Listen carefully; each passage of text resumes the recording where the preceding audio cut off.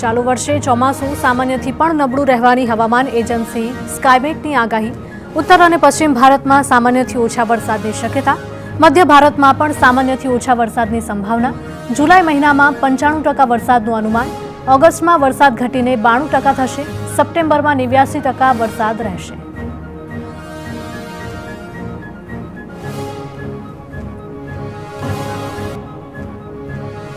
આજે અને આવતીકાલે રાજ્યના વાતાવરણમાં પલટો આવશે। હવામાન નિષ્ણાંત અંબાલાલ પટેલની આગાહી। કચ્છ અને ઉત્તર ગુજરાતમાં વરસાદ પડવાની શક્યતા।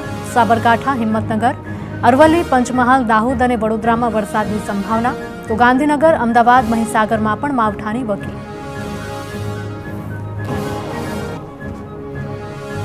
ગુજરાત પર માવઠાનું સંકટ યથાવત। આજે રાજ્યમાં છૂટાછવાયા સ્થળે વરસાદની આગાહી। વેસ્ટર્ન ડિસ્ટર્બન્સના કારણે ગાજવીજ સાથે વરસાદ પડવાની વકી। આજે માછીમારોને દરિયો ન ખેડવા તંત્રની અપીલ।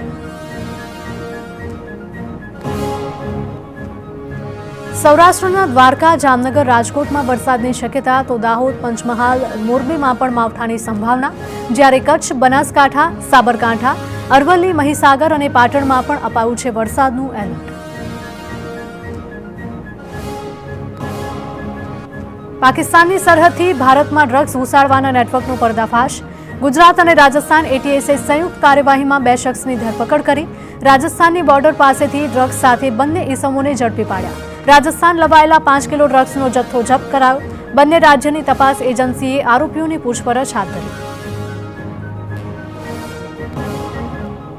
રાજકોટના સ્ટેમ્પ ડ્યુટી વિભાગમાં આઉટસોર્સ કર્મચારીએ લાંચ લીધી હોવાનો આરોપ।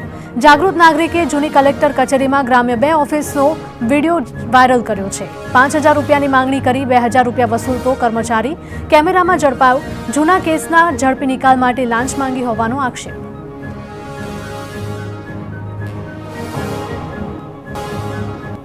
ભાજપની પાર્લામેન્ટરી બોર્ડની બેઠકોનો દોર શરૂ થયો છે। 60 વર્ષની વય મર્યાદામાં ઉમેદવારને ટિકિટ ન આપવાનો નિર્ણય। 3 ટર્મ થઈ હોય તો પણ નહીં અપાય તક। પરિવારમાં કોઈ સભ્યને એકવાર ટિકિટ નહીં મળી હોય તો તેને ફરી ટિકિટ નહીં મળે। પક્ષના હોદ્દેદારો લડી શકશે ચૂંટણી। સુરત મહાનગરપાલિકાની ચૂંટણીના પ્રચારમાં ધારાસભ્ય કુમાર કાનાણીનું મંચ પરથી નિવેદન। લોકોને સાચી વાત સમજાવવામાં ભાજપ કાર્યકરો નિષ્ફળ રહ્યા હોવાનું કર્યો સ્વીકાર। કહ્યું, સ્કૂલ ફી અને હોસ્પિટલોમાં મફત સારવારની વાત આપણે ન પહોંચાડી શક્યા। અનેક પ્રકારના કાંડ કરનારા વિરોધીઓ આજે સુંદર કાંડ કરી રહ્યા છે। અમદાવાદ કોર્પોરેશનની ચૂંટણીમાં ફરી ગાજ્યું પાકિસ્તાનનું નામ। ભાજપના પૂર્વ ધારાસભ્ય ભૂષણ ભટ્ટે પ્રચાર દરમિયાન એવું કહ્યું હતું કે ખાડિયા વિસ્તારને પાકિસ્તાન નહીં બનવા દઈએ। વર્ષ 1972થી ખાડિયામાં ભાજપનો અડીખમ ગઢ આજે સુરક્ષિત। લોકો ચારધામ યાત્રાની જેમ મતદાન કરવા બહાર નીકળશે। અમદાવાદમાં ચૂંટણી પ્રચાર વચ્ચે ખાડિયા વોર્ડમાં કોર્પોરેટર સામે વિરોધ। 5 વર્ષના અધૂરા કામો અંગે ખાડિયા ભાજપના વોટ્સએપ ગ્રુપમાં લોકોએ રોષ ઠાલવ્યો। પોળ વિસ્તારમાં દૂષિત પાણીની સમસ્યાથી નાગરિકો પરેશાન। પ્રાથમિક સુવિધાઓની પણ સમસ્યાથી લોકોમાં નારાજગી। રાજકોટ કોંગ્રેસમાં ટિકિટ બાબતે અસમંજસ। વોર્ડ નંબર 15માં આંતરિક જૂથવાદથી ટિકિટ ફાળવણીમાં વિવાદ। વશરામ સાગઠિયા અને ભાનુ સોરાણી વચ્ચે ગજગરા વધ્યો। વિવાદને કારણે હાઈકમાન્ડે પ્રથમ યાદીમાં જાહેર નામ ન કર્યા। ભાનુ સોરાણીના પતિ પ્રવીણ સોરાણીએ પ્રદેશ પ્રમુખની માફી માંગી। પક્ષને રીઝવણી। અમદાવાદમાં કોંગ્રેસે ઉમેદવારોને ટેલિફોનિક જાણ કરવાની શરૂઆત કરી। દરિયાપુર અને શાહપુર વોર્ડના ઉમેદવારો નક્કી કરાયા। મોના પ્રજાપતિ, ઇમ્તિયાઝ શેખને જાણકારી અપાઈ તો અકબર ભટ્ટ શાહપુર વોર્ડના સત્તાવાર ઉમેદવાર જાહેર। જાહેરાત થતાં જ ઉમેદવારોએ શક્તિ પ્રદર્શન કર્યું। આણંદની ઉમરેઠ બેઠકની પેટા ચૂંટણીમાંથી આમ આદમી પાર્ટી આઉટ। ફોર્મ ભરવાના અંતિમ દિવસે આપ તરફથી કોઈ ઉમેદવારી ન નોંધાઈ। સોમવારે ઉમેદવારી ફોર્મ ભરવાનો હતો છેલ્લો દિવસ। હવે ભાજપ અને કોંગ્રેસ વચ્ચે જામશે સીધો જંગ। મોરબીમાં ચૂંટણીની ટિકિટ વચ્ચે ખેંચતાણ વચ્ચે ભાજપ નેતાની ટકોર। ભાજપ નેતા બાબુ જેબલિયાએ ભાજપના જ કાર્યકરોને ટકોર કરી। ટિકિટ ન મળે તો પાર્ટીને જોઈ લેવાનું કહેતા મોરબી મનપા માટે 427 લોકોએ ટિકિટ માંગી। 52ને આપવાની છે ટિકિટ। અમુક સંજોગોમાં સક્ષમ કાર્યકરને પણ ટિકિટ ન આપી શકાય। નર્મદાના સાંસદ મનસુખ વસાવાએ ફરી ચૈતર વસાવા પર નિશાન સાધ્યું। બોગજ ગામમાં મનરેગા કથિત કૌભાંડને લઈને ચૈતર પર પ્રહારો કર્યા હતા. બોગજ ગામમાં મનરેગાનું ફક્ત કાગળ પર નામ થયું. ભાજપ સરકારમાં મનરેગામાંથી જંગલના અંતરિયાળ રસ્તા બન્યા. આપના સરપંચોને હું ઉઘાડા પાડીશ.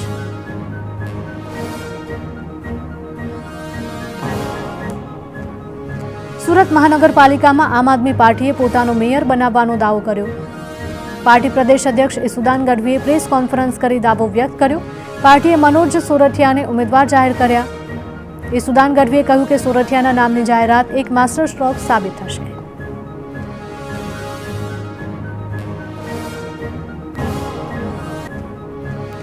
મહેસાણાના તાવડિયા ગામે પાલિકાની ચૂંટણીનો બહિષ્કાર.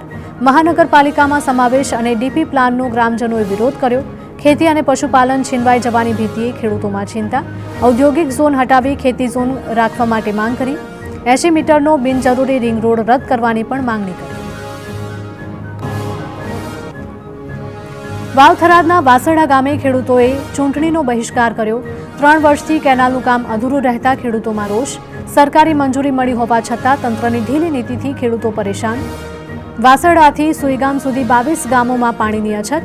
વારંવારની રજૂઆત નિષ્ફળ જતા આગામી ચૂંટણીના બહિષ્કારની જાહેરાત. છોટાઉદેપુર નસવાડી તાલુકાના ડુંગરિયાળ ગામ રણબોરમાં પાણી માટે આકરી પરીક્ષા આપી રહ્યા છે લોકો. ઘર આંગણે ટાંકી અને નળ હોવા છતાં નથી આવતું પાણી.